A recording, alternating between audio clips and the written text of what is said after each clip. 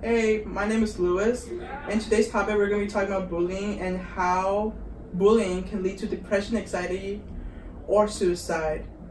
And for today's guests, I have Danielle and Brianna that are current students at Central High School, and they're going to talk about their bullying experience and how it led to one of those three things I just discussed.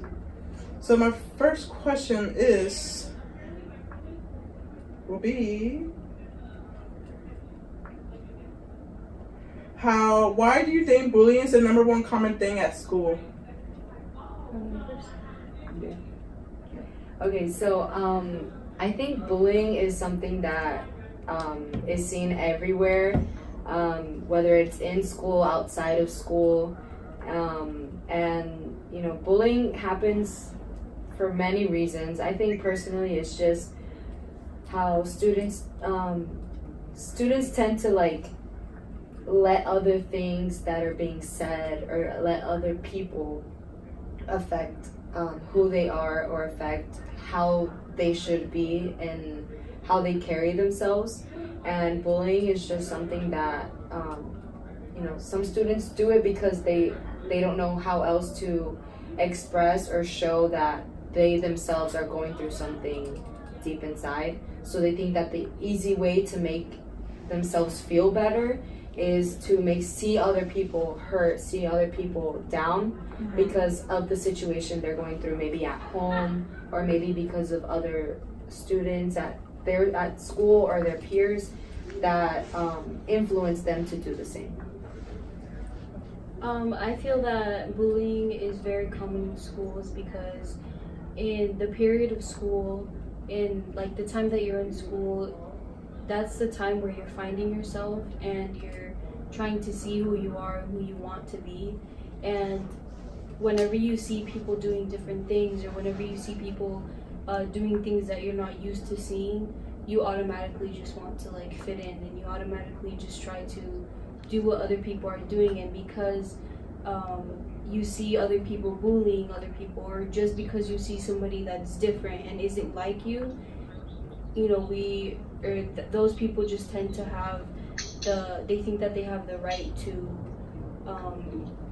bully other people. But when we're trying to find ourselves in this period of high school or this period of middle school or elementary, whatever, we tend to just lose ourselves because we're trying to fit in with other people.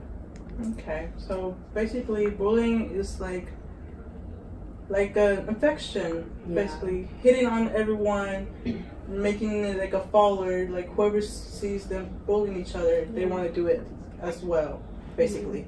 Yeah. Okay. My second question is, have you ever been bullied at school? And if yes, how? And you don't have to be specific, the details, because I know you guys don't want to go to the past, but it's best if everyone wants to know how you've been affected. I've never really been bullied in school, but I did go through a very hard time in my life, 12 years of my life that I'm very thankful for, because if I wouldn't have went through that time in my life, I wouldn't be who I am today and how strong I am today. When I was in school, it wasn't really much about a bully, but it was more of a getting stares, getting asked, kind of not getting rejected, but not really. And in that, it caused a lot of insecurity, and it caused a lot of just questioning as to why are people looking at me, or why this and why that. But in the end, I knew that it made me who I am today, and it made me stronger than ever. Yeah, I can say I've been bullied elementary school. It's just people laugh at you, or they tease you with names. So as a little kid, you're just it bothers you. But then entering middle school and my first year of high school were definitely harder years for me, because you were saying earlier, in middle school and high school, we're still finding out who we are and who we want to be, and that's our process of maturing. So throughout middle school I was bullied a lot because of my weight, or like people would tease me or make fun of me, or like because I was Hispanic, sometimes they would like say stuff about me, and it was mostly like rumors that, you know, people would spread about me. And it did lead me, it would progress, and it eventually ended up to be like a cyberbully, because they would do it like online, and it went to a point where I had to delete my social media for my personal benefit, because I was like, you know, I don't want to cause some type of like cause depression into my life, because I'm the type of person, like, I like to get along with everyone. I like to be, you know, happy and outgoing, because that's just who I am. So I didn't want to kill like who I was for someone else. So that's why when in that stage of being bullied, I decided to just like separate myself from everyone. I decided to erase social media and contact with other people that were not beneficial for my life. And which was another reason why I was homeschooled for a few years, because it was just like stuff after another, and it was just like, you know, I decided to do that for my personal benefit. So I decided to change that, so that way my life can be better without them in them. Okay. So during your bullying experience, to both of you guys, has it led to anything like depression? I know yours led to anxiety, but Brianna, did yours lead to depression, anxiety, or suicide? Not suicide, like Too far. for real. That's a little extent, but it did lead me to depression and low self-esteem. I did feel like, you know, I felt kind of alone in that stage, because like everyone heard about what they were saying about me, or like just rumors, you know, the usual rumors, people talking, saying things about you that's not true. And you know, I luckily I had people, mentors that were able to help me through that. But I think my best mentor in that time was definitely my mom, because you know, I would open up with her and tell her everything, and like she gave me the best advice, and she was always there for me. She never judged me like other people would have, you know. And also good friends, you know, friends. And for you, Danielle, do you also have families or peers that help you during your situation? My family, most definitely, they helped me through it. My friends as well. Whenever, for me to be open about it, I used to have a skin problem, and I was very, very insecure about my skin, and I would wear long sleeves, and I would wear long pants, and I wouldn't wear a dress, and I wouldn't wear like, you know, clothes that would like show my skin, because I was so insecure about myself. But it even got to the point when I would go to weddings, or whenever I would have to wear a dress, my sister would put makeup on my scars on my feet. And because I was so afraid for people to see me, I was so afraid that people would judge me, I was afraid that people wouldn't accept me because of that.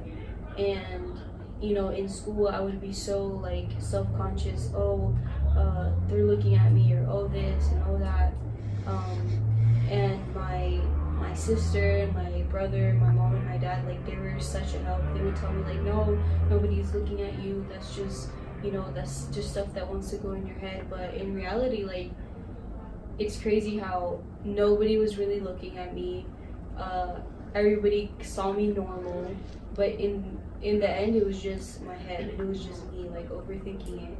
And my family and my friends, like, and mainly my family, they got me through it like crazy. If it wasn't for them, I don't think I would have been able to go through that.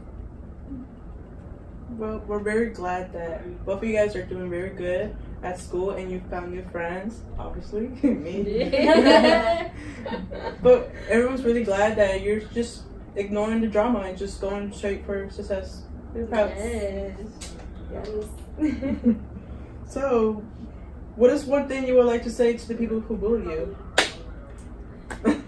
What's up?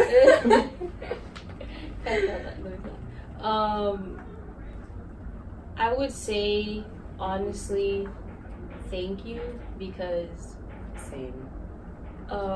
although it was hard, although like it was I was just like, kind of like, why I'm so young, like why would somebody like look at me like this, why would somebody do that, but in the end, if it wasn't for that, like I wouldn't, like I've said a couple of times, I wouldn't be who I am.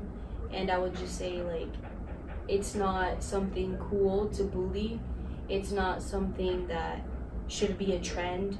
You shouldn't just do it to be accepted by somebody else, because you don't know if in the long run that person can be somebody that could probably be your boss. You never really know. And if you respect others, they're gonna respect you. And just don't do it, because it's really not cool. It's not cool at all. Yeah, I could say the same thing. Like, honestly, as now that we're older and we look back to see, you know, everything we've gone through, although it was two completely different situations, but like seeing what we had to go through at a young age, or like seeing how young kids, they are so easily to give in to what everyone else is doing. And like even now with being 17, 18, 19 years old, like it's insane how a lot of people let other people influence who they are or who they should be. But in general, I think we should be thankful that, you know, we had to go through that, because what that did was just mold our character. What it did was mature us at an early age, you know. And I think there's no other way to say anything but thank you. Although maybe maybe y'all were like trying to, I don't know, hurt us or like make us feel bad or put us down, but honestly, it hasn't done that. It just realized that we just have to keep being who we are, because if no one else is gonna accept us for who we are, then I think it's best for us to accept us for who we are, because that's just how we were made. Okay.